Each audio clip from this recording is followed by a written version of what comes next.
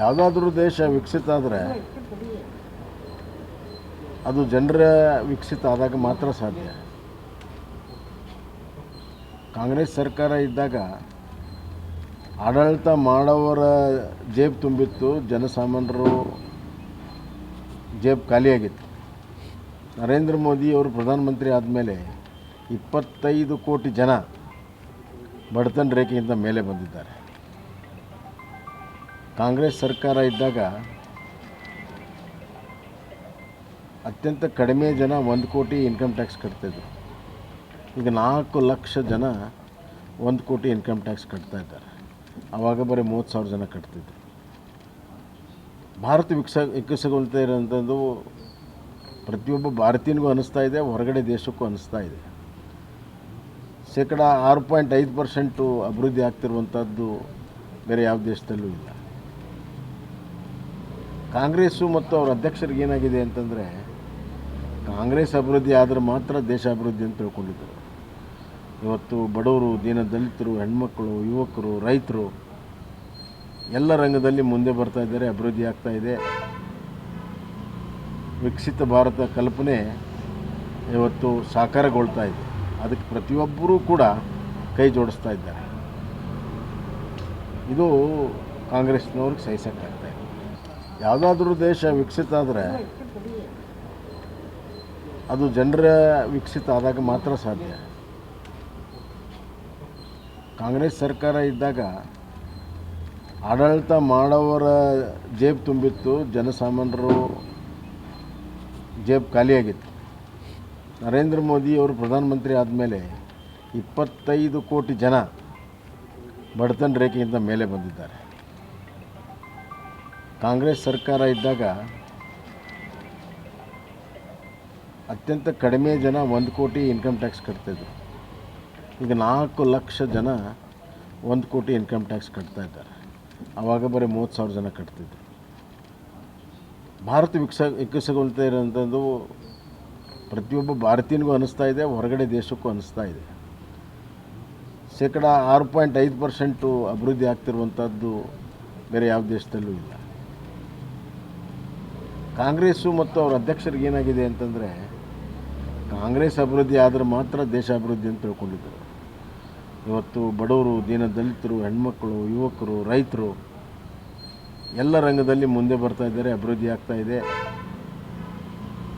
ವಿಕಸಿತ ಭಾರತ ಕಲ್ಪನೆ ಇವತ್ತು ಸಾಕಾರಗೊಳ್ತಾ ಇದೆ. ಅದಕ್ಕೆ ಪ್ರತಿಯೊಬ್ಬರೂ ಕೂಡ ಕೈ ಜೋಡಿಸ್ತಾ ಇದ್ದಾರೆ. ಇದು ಕಾಂಗ್ರೆಸ್ನವ್ರಿಗೆ ಸಹಿಸೋಕ್ಕಾಗ್ತಾ ಇದೆ. ಯಾವುದಾದ್ರೂ ದೇಶ ವಿಕಸಿತ ಆದರೆ ಅದು ಜನರ ವಿಕಸಿತ ಆದಾಗ ಮಾತ್ರ ಸಾಧ್ಯ. ಕಾಂಗ್ರೆಸ್ ಸರ್ಕಾರ ಇದ್ದಾಗ ಆಡಳಿತ ಮಾಡೋವರ ಜೇಬು ತುಂಬಿತ್ತು, ಜನಸಾಮಾನ್ಯರು ಜೇಬು ಖಾಲಿಯಾಗಿತ್ತು. ನರೇಂದ್ರ ಮೋದಿ ಅವರು ಪ್ರಧಾನಮಂತ್ರಿ ಆದಮೇಲೆ 25 ಕೋಟಿ ಜನ ಬಡತನ ರೇಖೆಯಿಂದ ಮೇಲೆ ಬಂದಿದ್ದಾರೆ. ಕಾಂಗ್ರೆಸ್ ಸರ್ಕಾರ ಇದ್ದಾಗ ಅತ್ಯಂತ ಕಡಿಮೆ ಜನ 1 ಕೋಟಿ ಇನ್ಕಮ್ ಟ್ಯಾಕ್ಸ್ ಕಟ್ತಿದ್ರು. ಈಗ 4 ಲಕ್ಷ ಜನ 1 ಕೋಟಿ ಇನ್ಕಮ್ ಟ್ಯಾಕ್ಸ್ ಕಟ್ತಾ ಇದ್ದಾರೆ. ಆವಾಗ ಬರೀ 30,000 ಜನ ಕಟ್ತಿದ್ರು. ಭಾರತ ವಿಕಸಗೊಳ್ತಾ ಇರೋಂಥದ್ದು ಪ್ರತಿಯೊಬ್ಬ ಭಾರತೀಯನಿಗೂ ಅನ್ನಿಸ್ತಾ ಇದೆ, ಹೊರಗಡೆ ದೇಶಕ್ಕೂ ಅನ್ನಿಸ್ತಾ ಇದೆ.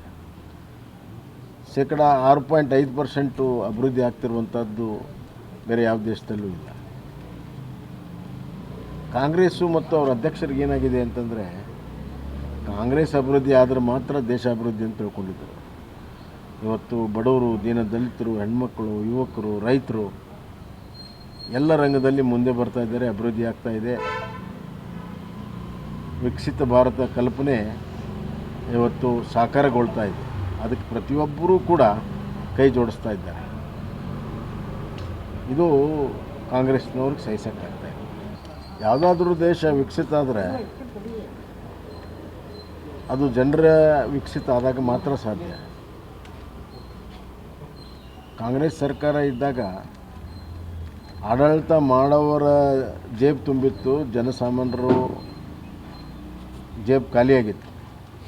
ನರೇಂದ್ರ ಮೋದಿ ಅವರು ಪ್ರಧಾನಮಂತ್ರಿ ಆದಮೇಲೆ 25 ಕೋಟಿ ಜನ ಬಡತನ ರೇಖೆಯಿಂದ ಮೇಲೆ ಬಂದಿದ್ದಾರೆ. ಕಾಂಗ್ರೆಸ್ ಸರ್ಕಾರ ಇದ್ದಾಗ ಅತ್ಯಂತ ಕಡಿಮೆ ಜನ 1 ಕೋಟಿ ಇನ್ಕಮ್ ಟ್ಯಾಕ್ಸ್ ಕಟ್ತಿದ್ರು. ಈಗ 4 ಲಕ್ಷ ಜನ 1 ಕೋಟಿ ಇನ್ಕಮ್ ಟ್ಯಾಕ್ಸ್ ಕಟ್ತಾ ಇದ್ದಾರೆ. ಆವಾಗ ಬರೀ 30,000 ಜನ ಕಟ್ತಿದ್ರು. ಭಾರತ ವಿಕಸಗೊಳ್ತಾ ಇರೋಂಥದ್ದು ಪ್ರತಿಯೊಬ್ಬ ಭಾರತೀಯನಿಗೂ ಅನ್ನಿಸ್ತಾ ಇದೆ, ಹೊರಗಡೆ ದೇಶಕ್ಕೂ ಅನ್ನಿಸ್ತಾ ಇದೆ. ಶೇಕಡ 6.5% ಅಭಿವೃದ್ಧಿ ಆಗ್ತಿರುವಂಥದ್ದು ಬೇರೆ ಯಾವ ದೇಶದಲ್ಲೂ ಇಲ್ಲ. ಕಾಂಗ್ರೆಸ್ಸು ಮತ್ತು ಅವರ ಅಧ್ಯಕ್ಷರಿಗೆ ಏನಾಗಿದೆ ಅಂತಂದರೆ, ಕಾಂಗ್ರೆಸ್ ಅಭಿವೃದ್ಧಿ ಆದರೆ ಮಾತ್ರ ದೇಶ ಅಭಿವೃದ್ಧಿ ಅಂತ ತಿಳ್ಕೊಂಡಿದ್ದರು. ಇವತ್ತು ಬಡವರು, ದೀನದಲಿತರು, ಹೆಣ್ಮಕ್ಕಳು, ಯುವಕರು, ರೈತರು ಎಲ್ಲ ರಂಗದಲ್ಲಿ ಮುಂದೆ ಬರ್ತಾ ಇದ್ದಾರೆ, ಅಭಿವೃದ್ಧಿ ಆಗ್ತಾ ಇದೆ. ವಿಕಸಿತ ಭಾರತ ಕಲ್ಪನೆ ಇವತ್ತು ಸಾಕಾರಗೊಳ್ತಾ ಇದೆ. ಅದಕ್ಕೆ ಪ್ರತಿಯೊಬ್ಬರೂ ಕೂಡ ಕೈ ಜೋಡಿಸ್ತಾ ಇದ್ದಾರೆ. ಇದು ಕಾಂಗ್ರೆಸ್ನವ್ರಿಗೆ ಸಹಿಸೋಕ್ಕಾಗ್ತಾ ಇದೆ. ಯಾವುದಾದ್ರೂ ದೇಶ ವಿಕಸಿತ ಆದರೆ ಅದು ಜನರ ವಿಕಸಿತ ಆದಾಗ ಮಾತ್ರ ಸಾಧ್ಯ.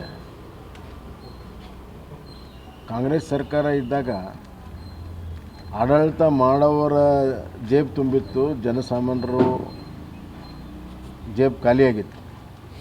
ನರೇಂದ್ರ ಮೋದಿ ಅವರು ಪ್ರಧಾನಮಂತ್ರಿ ಆದಮೇಲೆ 25 ಕೋಟಿ ಜನ ಬಡತನ ರೇಖೆಯಿಂದ ಮೇಲೆ ಬಂದಿದ್ದಾರೆ. ಕಾಂಗ್ರೆಸ್ ಸರ್ಕಾರ ಇದ್ದಾಗ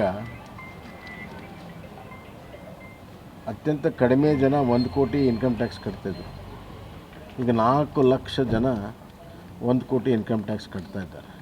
ಆವಾಗ ಬರೀ 30,000 ಜನ ಕಟ್ತಿದ್ರು. ಭಾರತ ವಿಕಸಗೊಳ್ತಾ ಇರೋಂಥದ್ದು ಪ್ರತಿಯೊಬ್ಬ ಭಾರತೀಯನಿಗೂ ಅನ್ನಿಸ್ತಾ ಇದೆ, ಹೊರಗಡೆ ದೇಶಕ್ಕೂ ಅನ್ನಿಸ್ತಾ ಇದೆ. ಶೇಕಡ 6.5% ಅಭಿವೃದ್ಧಿ ಆಗ್ತಿರುವಂಥದ್ದು ಬೇರೆ ಯಾವ ದೇಶದಲ್ಲೂ ಇಲ್ಲ. ಕಾಂಗ್ರೆಸ್ಸು ಮತ್ತು ಅವರ ಅಧ್ಯಕ್ಷರಿಗೆ ಏನಾಗಿದೆ ಅಂತಂದರೆ, ಕಾಂಗ್ರೆಸ್ ಅಭಿವೃದ್ಧಿ ಆದರೆ ಮಾತ್ರ ದೇಶ ಅಭಿವೃದ್ಧಿ ಅಂತ ತಿಳ್ಕೊಂಡಿದ್ದರು.